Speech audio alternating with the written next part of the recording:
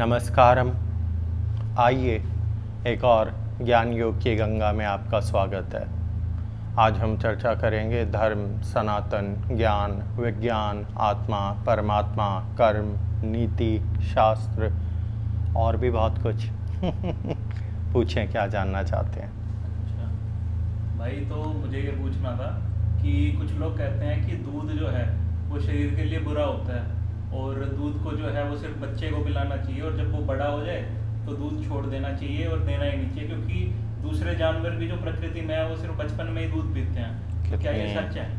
कितनी अद्भुत बात करी है आपने। अब हमें एक चीज़ बताइए। हाँ, ये बात सत्य है कि मनुष्य के अलावा कोई और जानवर किसी और का, दूसरे जानवर का दूध नहीं पीता। अब हमें ये बताओ, गाय दूध कितना देती है? आप ही बताएं।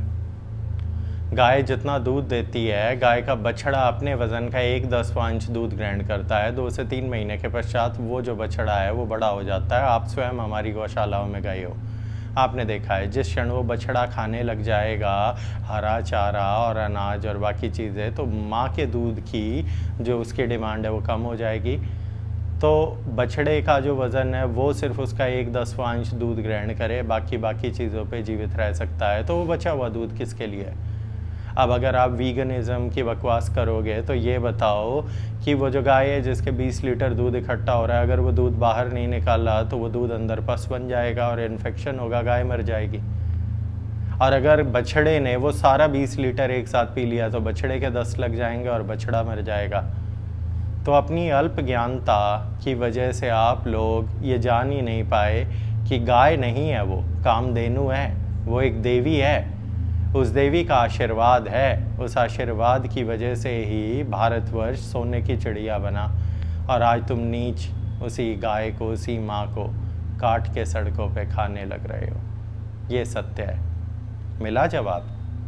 पूछे। अच्छा, तो ये बताएं कि गाय एक वृद्ध हो जाती है, एक उम्र अटेन करके वृद्ध हो जाती है, तो वो तो दूध भी नहीं देती, तो उसको उनके मालिक जो है वो क्या करें? वो तो ऐसा ही करते हैं कि उनको भेज देते हैं। आपकी माँ भी 9 महीने के बाद दूध देना बंद कर देती है, उसे भी बेचा है किसी कसाई के।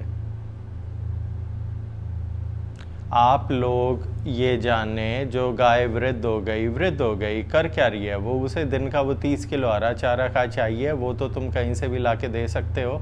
फिर तुम कहोगे जी हमारे पास ना पैसे नहीं है गाय को चराने के लिए, गाय के चारे के लिए। अच्छा, पैसे नहीं है तो 500 रुपये में तुम कसाई को बेचाओगे, और कसाई सारे मुसलमान होते हैं जो उस गाय को काट के मार के बेचेंगे। ये बताओ, वृद्ध गाय क्या गोबर नहीं देती? वृद्ध गाय क्या गोमूत्र नहीं देती?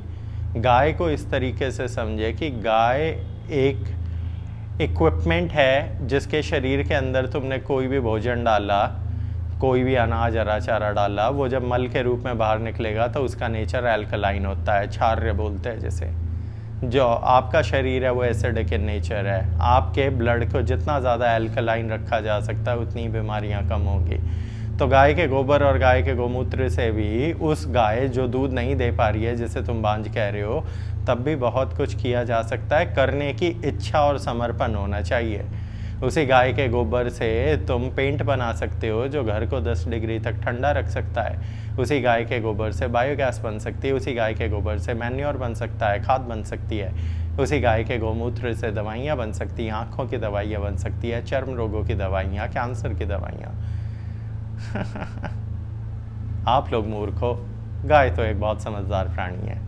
पूछे। अच्छा, ये बताएं कि पेड़ होते हैं, पेड़ पौधे होते हैं जो उनके अंदर भी जो है कहते हैं कि जीवन है, होती है, जीवन है, तो उनको भी क्यों खाया जाए? फिर छोड़ क्यों ना दिया जाए उनको भी? पेड़ पौधों को जब भी आप कभी फलों को और सब्जियों को देखते हो, तो आपने आम का पेड़ देखा, उस पर पके हुए आम लग रहे, तो आपका मन क्या करता है? उसे तोड़ने का ना। प्रकृति की लीला ही यही है कि परमात्मा ने पेड़ को, कल्पतरु को इस तरीके से बनाया है कि उसका सब कुछ उपयोग में होता है। मानवों के लिए फल है, मानव पेड़ का फल ग्रहण करते हैं, चिड़िया उसका अलग अलग अंश ग्रहण करती हैं, ज़मीनी जो कीटाणु है, माइक्रो ऑर्गेनिजम्स हैं, वो भी अपने अनुसार। तो इस प्रकृति में हर एक चीज़ का एक अर्थ होता है। अब आप ये बताएं, पेड़ों को दर्द होता है? हाँ होता है, फीलिंग्स भी होती है। आपके जगदीश चंद्र बोस ने इसे एक्सप्लेन भी करके दिखाया था। लेकिन अब आप ये बताओ, एक आम का पेड़, उस पे हज़ारों आम लग रहे हैं, वो आम तोड़ने से दर्द ज़्यादा हुआ है या इसके घर में जो बकरा है उसका गला काट के उसका खून निकाल के उसको खा के, कौन से में दर्द ज़्यादा हुआ? प्रकृति, मानवता का जो असली मूल सिद्धांत है वो अहिंसा है। अगर तुम किसी भी कारणवश हिंसा कर रहे हो तो पाप उत्पन्न होगा, उस पाप का फल आप ही भोगोगे।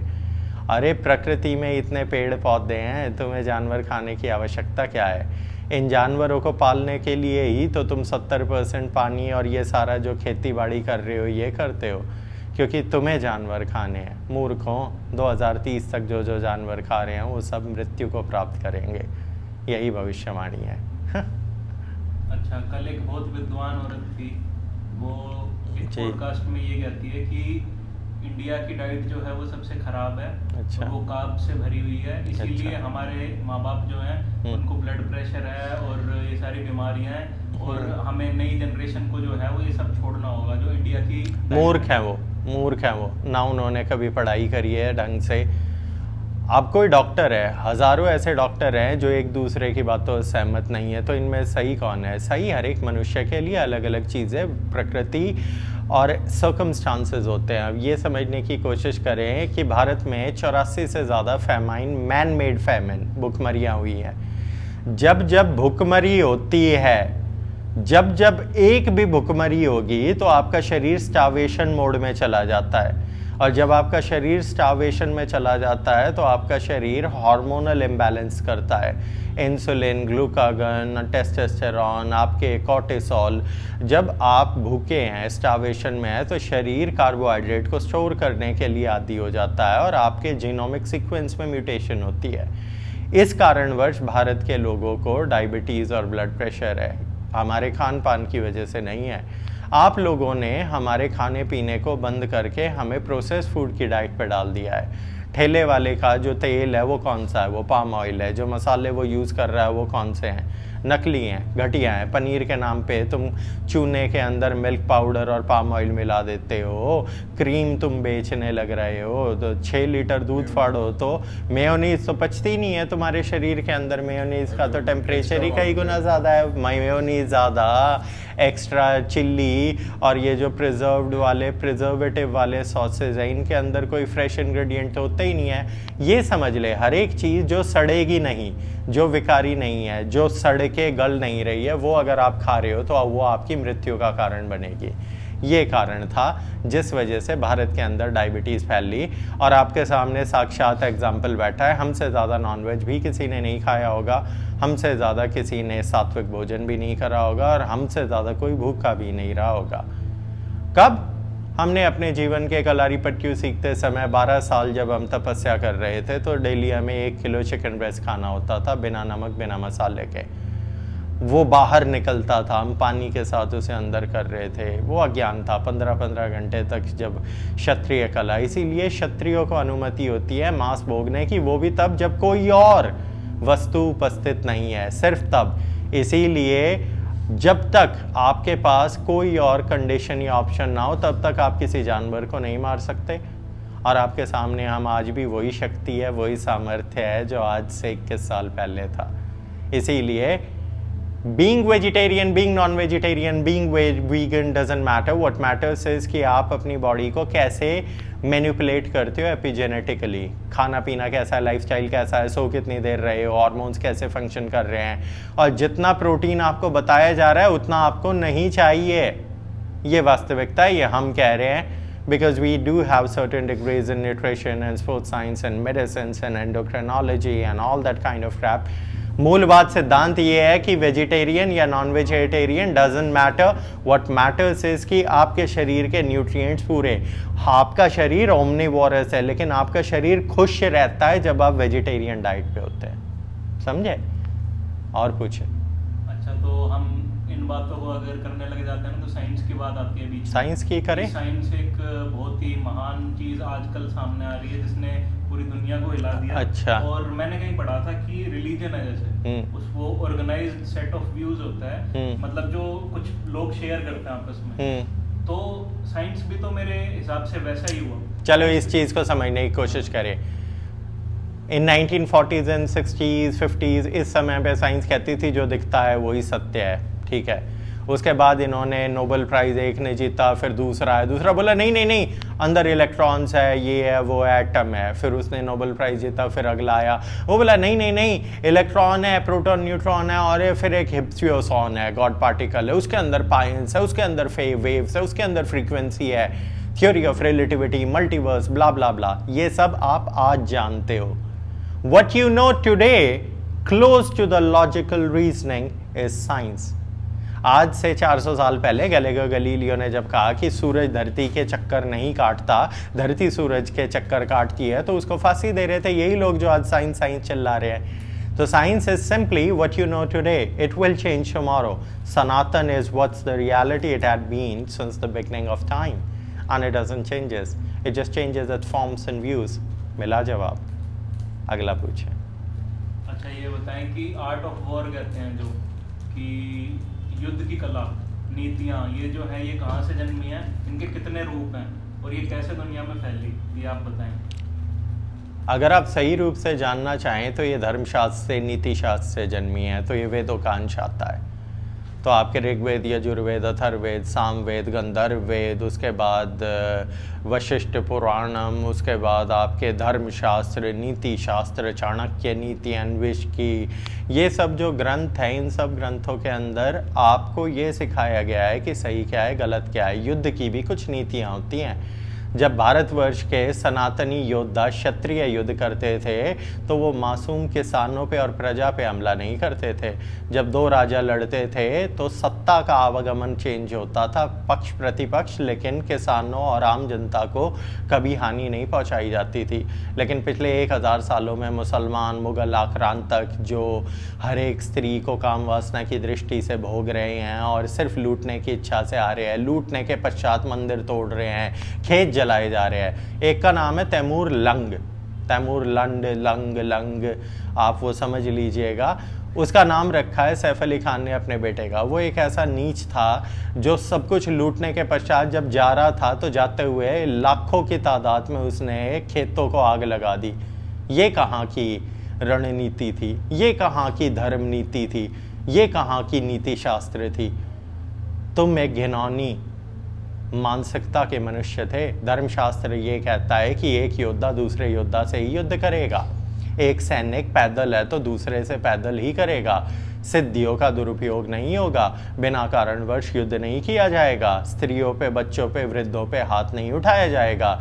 यही सब विद्या वशिष्ठ ने राम को दी, संदीपनी ने कृष्ण को दी, यही विद्या परशुराम ने भीष्म को दी, द्रोण को दी, रुक्मी को दी। आप नहीं ले पाए। उसके पश्चात इन्हीं विद्याओं को मॉडर्न रूपों में लाओज़ो, सुनजो, ये वो, art of war, art of understanding, psychology, इन सब की उत्पत्तियां हुई हैं। ये सब आपके वेदों, उपनिषदों और ज्ञान शास्त्रों से आए हैं। शायद हमने आपके सवाल का जवाब दे दिया है। अगला पूछें। युद्ध कला का जो है वो भी बताइए कि कुंग फू, मार्शल आर्ट्स, ये सब क्या है। भगवान शंकर से सबसे पहले युद्ध कला नीति कलारीपयट्टू ये भगवान परशुराम ने ग्रहण करी। भगवान परशुराम ने कलारीपयट्टू ग्रहण करी, which is the origin, the mother of all mix martial arts. अब इसके रूपांतरण शैव पुराण वाले, जो महाविष्णु पुराण वाले, वो कहेंगे विष्णु ने करी, आदि शक्ति वाले कह देंगे हमारी माँ ने करी, शैव कह देंगे, शिव वाले कह देंगे शंकर ने करे। अरे ये सारी विद्या आई तो सनातन से है, पुराणों से है। पुराणों में कहाँ इसका रूपांतरण है? स्कंद पुराण में, शिव पुराण में, विष्णु पुराण में लड़ने की जो युद्ध कला है उसे कलारीपयट्टू बोला गया है। यहाँ से इस विद्या को सीख कर जब बुद्धिज़्म फैला तो बुद्धिस्ट मंक, बोधिसत्व, साउथ इंडियन राजा, वो यहाँ से गया। उसने जब जाके बुद्धिस्ट मोनेस्ट्री में रक्षण देना प्रदान करा तो पहले उसने कुंग फू, जानवरों की आर्ट से फॉर्म, फिर वहाँ मॉडिफिकेशन, वहाँ से थाईलैंड जाना, वहाँ माउथाई हो जाना, फिर म्यांमार में ल्युथ्य हो जाना, यहाँ का मल्ल युद्ध जा रहा है, सांबो कहला रहा है, जुजित्सु कहला रहा है, कीडो कहला रहा है, टाई ची कहला रहा है, प्राणायाम के अलग अलग रूप आ रहे हैं। Every mix martial art that you know today has its origin and roots to Bhagwan Parshuram. जय हो भगवान परशुराम की। अच्छा भाई, और ये पॉइंट्स क्या होते हैं जो बॉडी पे, एनर्जी पॉइंट्स, मर्मा पॉइंट्स, ये क्या होते हैं? ये माथा है, माथे के यहाँ बीचों बीच अंदर एक मटर के दाने जितना पाइनियल ग्लैंड है, उसके आसपास वेन्स है, ब्लड वेसल्स है, मसल्स हैं, सेंसरी मूवमेंट्स की बहुत सारी ऐसी चीज़ें हैं जो आपकी साइंस अभी तक नहीं जान पाई है। हार्ट है, हार्ट के अंदर एक रिदम है, एक सर्केडियम है, उसका एक पूरा सिस्टम है। नाभि है, नाभि के नीचे आपके जो जो कुंडलिनी पॉइंट्स है, प्रेशर पॉइंट है, इसे दबाने से आँख पे असर होगा, इसे दबाने से डाइजेशन में इम्प्रूवमेंट, ऐसे दबाने से आपकी उल्टी रुकना, ये सारी चीज़ें जो है ये मर्मा पॉइंट जिन्हें हम बोलते हैं, सूची शास्त्र, मर्मा शास्त्र, प्रेशर पॉइंट, कुंडलिनी चक्रा के जो पाथवेज होते हैं इन्हें कहते हैं। ये पाथवे कंट्रोल करते हैं ब्लड सर्कुलेशन, जॉइंट्स कहाँ कनेक्ट हो रहे हैं, टेंडेंस कहाँ कनेक्ट हो रहे हैं, चैनल ऑफ एनर्जी कैसे हो रही है, ब्लड सर्कुलेशन कैसे मूव कर रहा है, नसें कैसे फंक्शन कर रही है, ये है इसका भावार्थ। और जाने अच्छा भाई, बुद्धिज्म की यहाँ पे बात आई तो मैं एक बहुत बड़े जो टीचर हैं हमारे, विकास दिव्य कीर्ति, हाँ उनका गलती से मैंने देख लिया, मैं देखता नहीं उन्हें, तो उनने कहा कि शंकराचार्य जी जो थे, हाँ, आदि शंकराचार्य जो हाँ, हमारे थे, हाँ, उनने बुद्धिज्म को सिर्फ कॉपी पेस्ट करा। जो अच्छा, उनके न्याय शास्त्र था और अच्छा, बुद्धिज्म के जो तर्क थे, अरे तो बुद्धिज्म ने भी तो ये वत्स कहीं ना कहीं से लाया था, बुद्धिज्म भी ये शास्त्र कहीं से लाया। बुद्धिज्म तो सृष्टि की शुरुआत में नहीं था। बुद्ध का बाप कौन था? बुद्ध का बाप भी तो हिंदू था, सनातनी था। इक्ष्वाकु वंश से भगवान राम की वंशावली में पैदा होके तुम कहते हो बुद्धम नमो, ओम नमो बुद्धाय, ओम नमो बुद्धाय। अरे मूर्खो, सत्य पे कालिक पोत देने से सूरज अंधा नहीं हो जाता। तुम्हारे कितने ही ढोल बजाने से कि बुद्ध बुद्ध बुद्ध, अरे मूर्खो, जो बाकी देश है बुद्धिज्म को जो मानते हैं वो राम को भी मानते हैं। इंडोनेशिया राम को मानता है, थाईलैंड राम को मानता है, कंबोडिया मानता है, मलेशिया मानता है, साउथ कोरिया मानता है, जापान मानता है, चाइना मानता है, एवरीबडी, ऑल ऑफ देम। लेकिन तुम कह रहे हो कि बुद्ध असली है और ये सनातन कॉपी पेस्ट है। और रही बात आदि शंकराचार्य की, तो तुम बात ही ना करो। तुम्हें तो ये भी नहीं पता कि वो वास्तविकता में थे कब, 1000 साल पहले थे या 1300 साल पहले थे, 1300 साल पहले थे या फिर 800 साल पहले थे, कितने साल पहले थे? पहले वास्तविकता ग्रहण करें। धर्मशास्त्र सृष्टि की शुरुआत से है, किसी बुद्ध के दिए हुए नहीं है। बुद्धिज्म, अरे बाप बाप रहता है। तुम अगर पड़ोसी को अब्बू जान कहना शुरू कर दो तो बाप तुम्हारा रामलाल ही रहेगा। बुद्धिज्म किससे जन्मा है? बुद्धिज्म जन्मा है सनातन से। बुद्धम शरणम गच्छामि। मूर्खों, दलित समाज को बरगलाने के लिए बुद्धिज्म का सिर्फ दुरुपयोग किया जाता है भारत में। ये है तुम्हारा बुद्धिज्म। और बुद्ध तो कहता था कि कोई भगवान नहीं है, मेरी कोई मूर्ति पूजा ना करे, दुनिया में सबसे ज्यादा मूर्तियां तो उसकी हैं। इस पे कौन जवाब देगा? ये है तुम्हारा बुद्धिज्म। आशा करते हैं हमने आपके बुद्धिज्म के सवालों के जवाब दे दिए होंगे। और पूछे। और जिस तारा को तुम पूछ रहे हो, तारा तारा तारा तारा तारा तारा, वो 10 महाविद्याओं की दूसरी विद्या है, वही 10 महाविद्याओं की देवी है, वही तांत्रिक देवी है। ये है बुद्धिज्म। ओम नमो बुद्धाय। अच्छा, ये बताएं कि थोड़े दिन पहले इसको राम रहीम है जो अपना, हाँ, उसको छोड़ दिया गया। पेरोल। हाँ, छोड़ा नहीं है, पेरोल है। पेरोल है उसका थोड़े टाइम के लिए। तो वो क्या है आदमी, वो समझ ही नहीं आता। कभी वो गाना गा रहा है, कभी वो सारे स्पोर्ट्स खेल सकता है, उसने विराट कोहली को कोचिंग दी, वो कौन है? मैं तो समझ ही नहीं पाया। जब एक मनुष्य पॉपुलर हो जाता है, उसके पास यश, कीर्ति, समृद्धि, सुख, संपत्ति, इस सब का आवागमन होता है और वो रावण बन जाता है, तो वो अपनी सारी अच्छे कर्मों और पुण्यों पे मूत देता है। राम रहीम वही है। राम रहीम ने अपनी सभी कलाओं का दुरुपयोग करा। वो सिर्फ एक अहंकारी मनुष्य है जिसको बीजेपी सिर्फ इसलिए बाहर निकालती है क्योंकि पॉलिटिकल माइलेज लेनी होती है, क्योंकि सिरसा कैथल की तरफ आज भी उसके बहुत सारे वोटर हैं और वो सबको बुला के वोटें बेंड करने की कोशिश करेगा। आसाराम है, उसे भी इसीलिए जेल में डाला गया। सदगुरु है, उसके ऊपर भी तमिलनाडु नाराज़ है। निश्चलानंद सरस्वती के पिछवाड़े पे भी डंडे मारे गए थे। करपात्री स्वामी की तो आंखें फोड़ने की कोशिश करी गई थी। जितने भी संत बाबा है, अगर ये पॉलिटिक्स में ज़्यादा उंगली देते हैं तो सरकार इनके साथ थोड़ा सा नॉटी खेलने लग जाती है। ये राम रहीम की वास्तविकता है। वास्तविकता में वो एक नीच, एक धूर्त, एक चरित्रहीन मनुष्य है जिसने गुरु होने की जो उपाधि है उसे कलंकित करा है। सत्य है ये, पूछें। अच्छा, ये बताएं कि यूएस में भी और यहाँ पे भी, इंडिया में भी जो है और औरतें जो हैं वो अबॉर्शन को जो है वो एज अ राइट जो है वो मांगना चाहती हैं। तो क्या ये चीज़ ठीक है, गलत है? क्या वो एक सत्कर्म है, दुष्कर्म है? वो एक दुष्कर्म है। भ्रूण हत्या जो गर्भ में संतान की हत्या है वो तो ब्राह्मण और गौ की हत्या से भी बड़ा पाप है शास्त्रों में। वो स्त्रियां चाहती हैं कि बिना किसी रिस्पॉन्सिबिलिटी के वो जितनी बार चाहे अनप्रोटेक्टेड सेक्स करे, गर्भ धारण कर ले और फिर वो बच्चे को गर्भ में मार भी दे अबॉर्शन के नाम पे, और उस अबॉर्शन के पैसे भी तुम लोग दोगे। तुम लोग मतलब सरकार। ये LGBTQ कम्युनिटी को इस तरीके से कली पुरुष डीप स्टेट यूज करती आई है और आगे भी करती रहेगी। और एक स्त्री जितनी बार गर्भ में बच्चे मार रही है वो सुख से बहुत दूर होती जाएगी। पर भाई विक्टिम्स का क्या? विक्टिम्स जिनके साथ रेप होता है, आप रेप होने के इमीडिएटली पहले 3 से 4 हफ्ते के अंदर अगर अबॉर्शन करा देते हो तो उसे मानवता के रूप में समझा जा सकता है।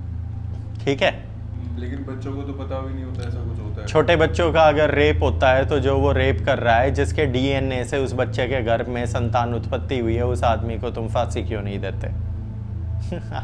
किसी भी विक्टिम को फांसी नहीं देते भाई जिसके साथ होता है। रेप समझ लो, इस चीज को समझने की कोशिश करें। Rape is the worst of the worst of actions you could do in the sense of being humane, but इसका दुरुपयोग भी तो समझे। 90% रेप केसेस झूठे लगाए जाते हैं जिसमें मासूम सड़ रहे होते हैं जेलों में। अमेरिका के अंदर ऐसे हज़ारों केसेस हैं जिसमें लड़कियां झूठे रेप केसेस लगा देती हैं बॉयफ्रेंड पे। वहाँ पे तो मैरिटल रेप भी है। अब कल को आपकी पत्नी से झगड़ा हो जाए, आपकी पत्नी जाके कह दे इसने मेरा रेप करा, उसमें सिर्फ उसका कंसेंट का मतलब उसकी रजामंदी। क्या एक पत्नी का पति रेप कर सकता है? और अगर ऐसा है तो फिर जेंडर न्यूट्रल लॉ कि मेरी पत्नी ने मेरा रेप करा, मैं ये कंप्लेंट लिखाऊं तो क्या केस करने दोगे? ये पक्षपात है।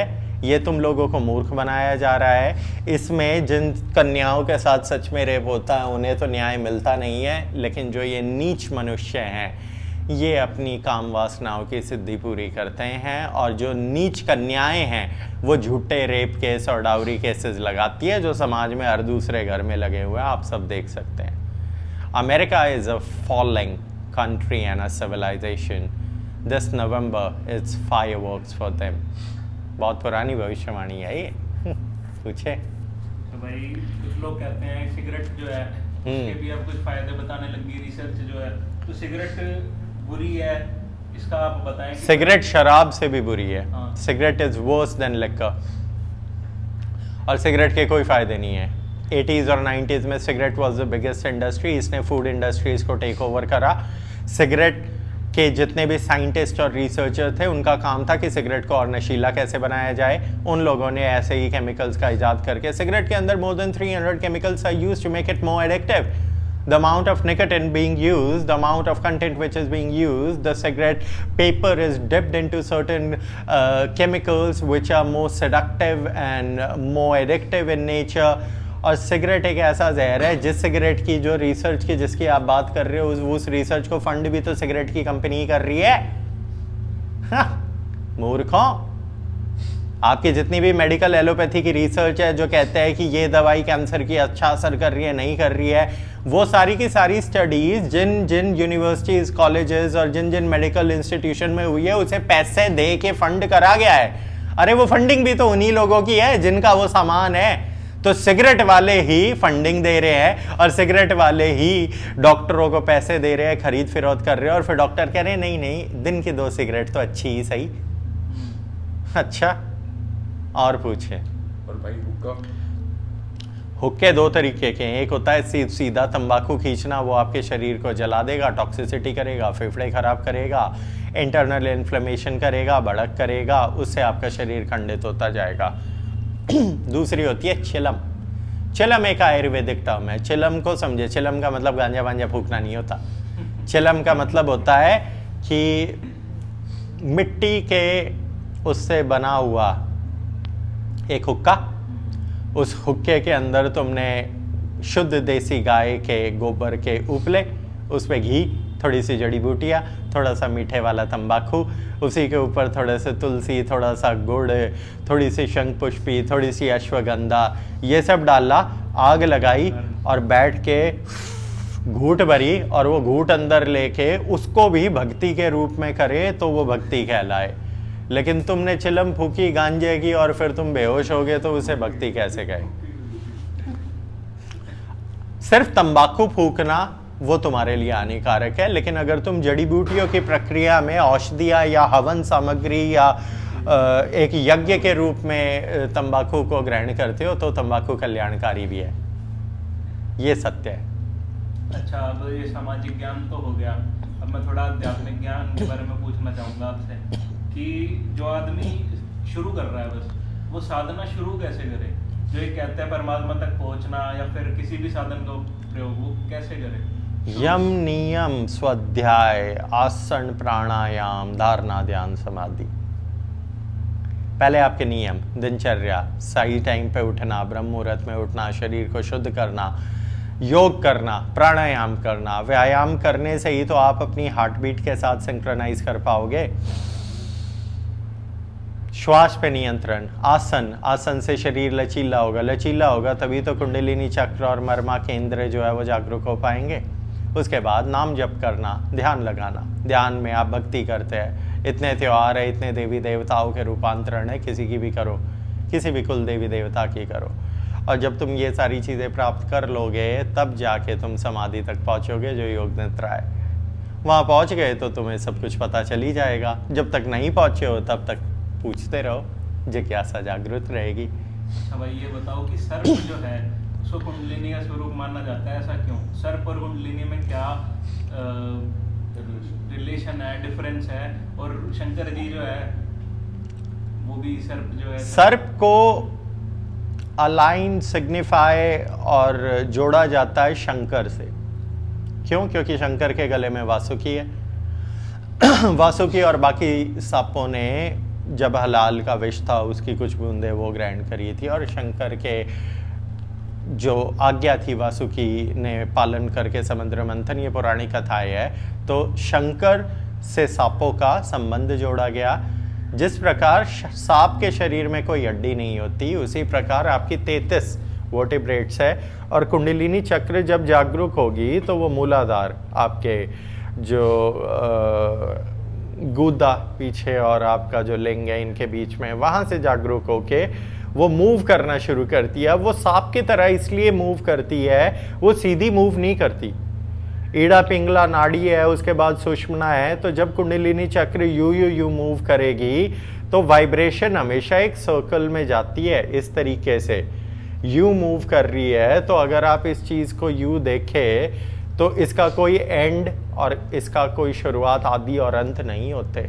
इन्फिनिटी, अगर इन्फिनिटी को तुम, एक गोल है, एक गोला है, उस गोले के बीच में एक उंगली घुमा दे तो टाई ची का जो तुम्हारा यंग यांग हो जाता है। उसी यंग यांग को क्या बोलते हैं? वो यंग यांग जो है वही अच्छाई और बुराई है। उसी स्वरूप में जो सांप है, तो नीचे से ये सांपों का स्वरूप डॉर्मेंट एनर्जी कुंडलिनी की फॉर्म में ऊपर आती है, and it bytes its own head.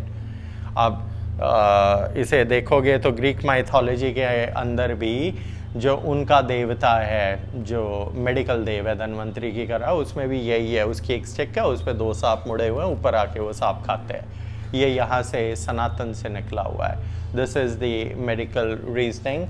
सांप एक जीव इस तरीके का है कि सांप के शरीर में कोई हड्डी नहीं होती, और सांप जिस तरीके से मूव करता है उससे ज़्यादा लचीलापन आपके पास अगर नहीं है तो फिर आपका शरीर खराब है। और जो शरीर लचीला नहीं होगा उसके कुंडलिनी चक्र जागरूक कैसे होंगे? इसलिए a snake, a serpent signifies kundalini.